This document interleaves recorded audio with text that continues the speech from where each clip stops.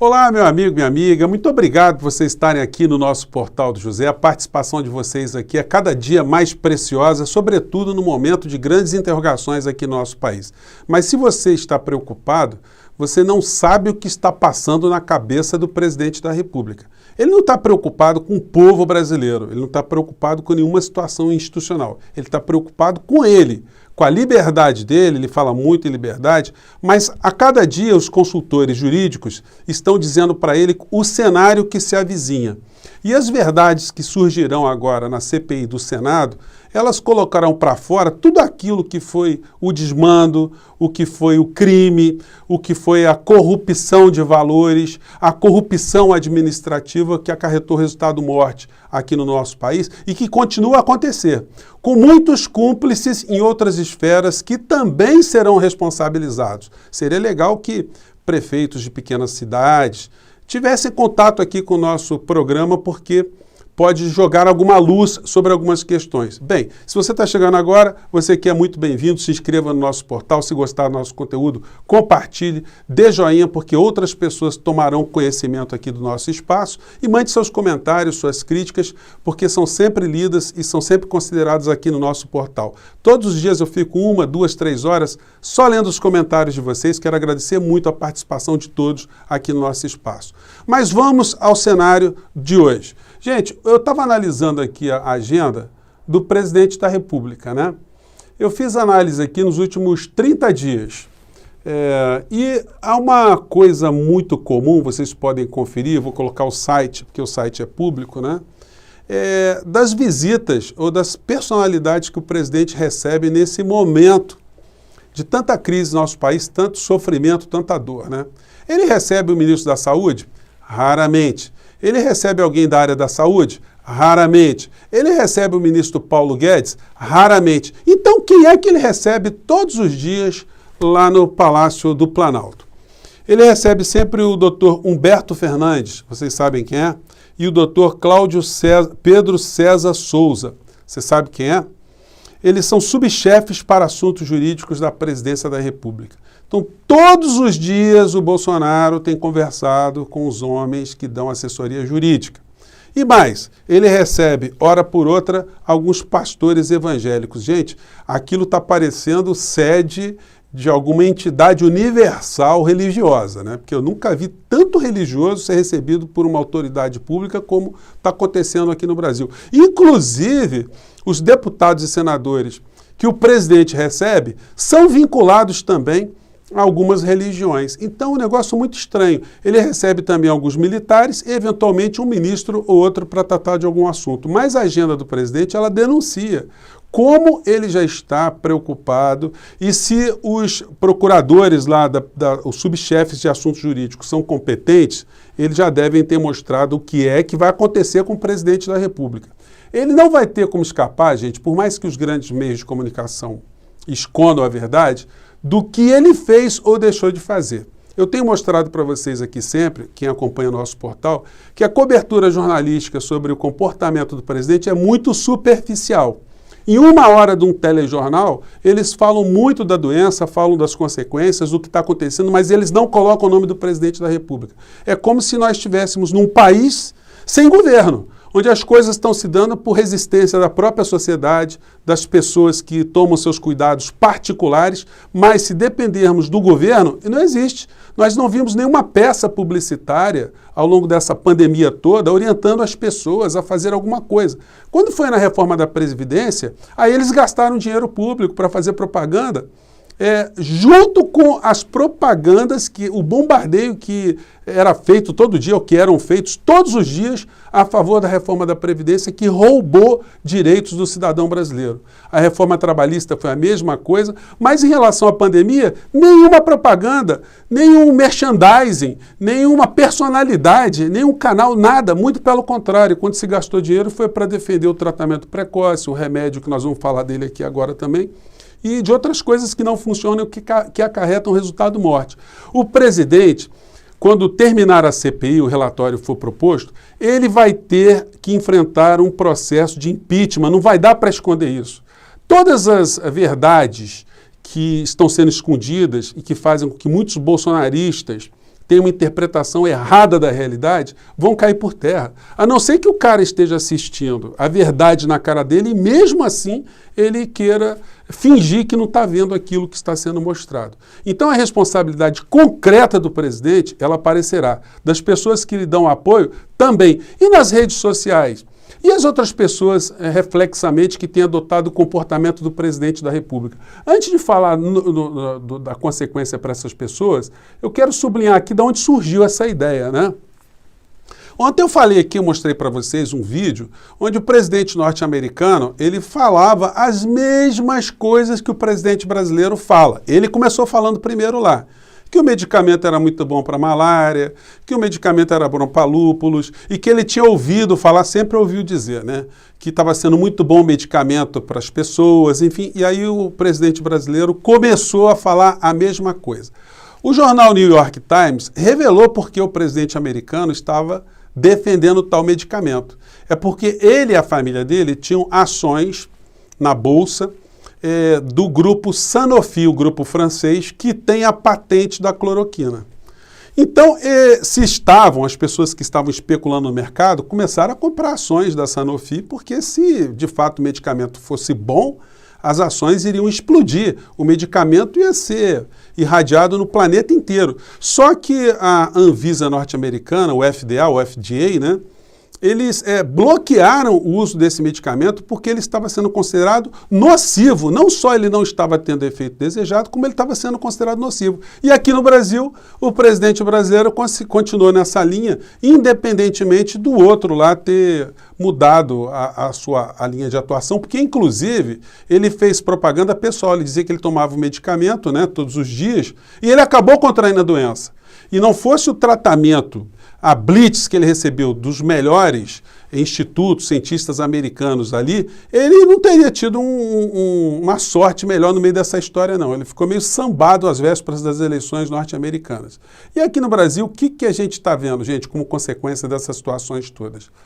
O prefeito da cidade de Mirandópolis, em São Paulo, ele, por conta dos mesmos protocolos adotados pelo presidente brasileiro, ele acarretou o aumento de 170% do número de pessoas mortas no seu município. Isso vai ficar impune? O Ministério Público de São Paulo não vai questionar esse prefeito? Por que ele não fez como a humanidade está fazendo?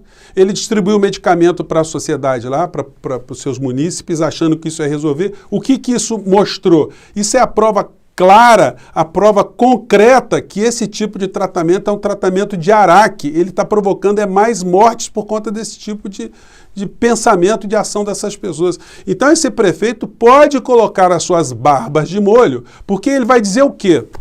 Eu fiz isso porque o presidente da República estava indicando. O presidente é cientista?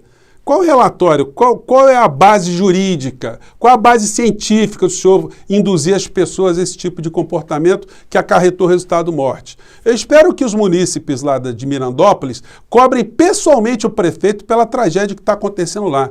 Que ele, quando ele estiver andando na rua, ele seja interpelado. O que as pessoas vão fazer com seus mortos? Vão fazer com as pessoas nas filas dos hospitais? Se o medicamento agora vai resolver alguma coisa com essa situação posta ali. Isso é um caso dentro de centenas de milhares que a gente tem no Brasil. E hoje, eu também estou vendo aqui a notícia de um enfermeiro que colocava vídeo na internet, também atacando as pessoas que estavam fazendo algum tipo de crítica ao presidente da República, enfim. É uma pessoa que estava nessa mesma linha do negacionismo. Infelizmente, ele contraiu a doença e morreu também. Gente, no Brasil a gente tem mais de 800 profissionais de saúde que já morreram. Essas pessoas eram burras, elas não tomaram o medicamento e por conta disso foi que elas morreram, elas tinham consciência e sofreram um resultado mais grave por conta de ignorância, ou elas sabiam que isso não adiantava nada, elas estavam enfrentando ali e elas foram vítimas da forma massacrante que essa doença atingiu tantas pessoas no nosso país. Gente, é uma falta de respeito muito grande com essas pessoas todas que estão na linha de frente, ficar induzindo a sociedade a tratamentos que não funcionam e abarrotando os hospitais, fazendo que os hospitais sejam um foco de morticínio, né? Mas isso tudo, gente, vai vir à tona, isso tudo vai ser responsabilizado ao presidente da República. Infelizmente, o presidente não está sozinho.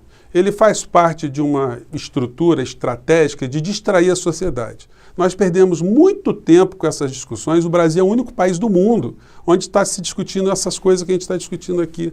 E essas pessoas que estão nas redes dando suporte ao Bolsonaro, elas continuam ainda com um comportamento super criminoso, gente. Eu vi no canal aqui, o Terça Livre, os caras fazendo um programa inteiro dizendo que no Brasil não se teve mais de 1 milhão de cirurgias nos últimos 12 meses, porque os hospitais estão abarrotados, mas os hospitais estão abarrotados porque está se superdimensionando a pandemia. Então, esse superdimensionamento por questões ideológicas, segundo eles, está fazendo com que outras pessoas sofram desnecessariamente. Então, eu não sei como é que essa gente ainda está nas redes, gente, como é que esse pessoal com esse comportamento, porque eles são sócios de mortes, né? Eu não sei como é que essas pessoas conseguem dormir à noite.